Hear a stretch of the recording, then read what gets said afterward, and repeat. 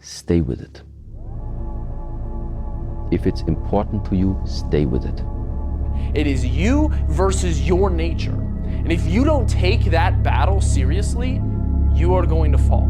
So if you want to improve or want to get to where you want to get to, then you must take risks.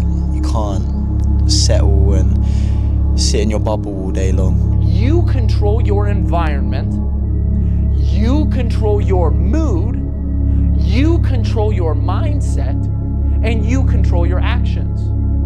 Work in silence. Stay focused on your path. And one day, my friend, one day, it will all be worth it.